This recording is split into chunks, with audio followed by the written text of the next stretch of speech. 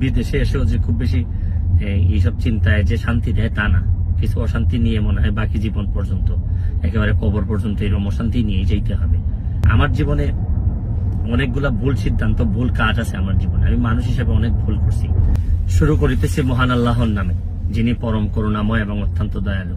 New ইয়র্কে এসে পৌঁছাইছি, এখন নিজের ভাগনার গাড়িতে করে আমাকে আমার বোনের বাসা থেকে নিয়ে যাচ্ছে আমার মা যে বাসায় থাকেন এই বাসায়।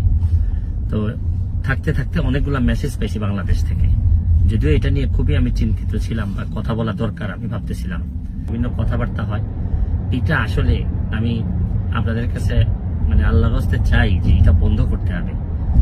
এটা যদি বন্ধ না করেন, মানে অনেক মানুষের অনেক নির্যাতন হয়, অনেক কষ্ট হয়। এইসব যন্ত্রণা আপনাদেরও, আমি প্রায়ই হয়তো এইভাবে যন্ত্রণা আপনাদেরকে দিতে হবে, আপনাদেরও নিতে হবে, আর আপনাদের যন্ত্রণাও আমি নিব। ভালো থাকবেন।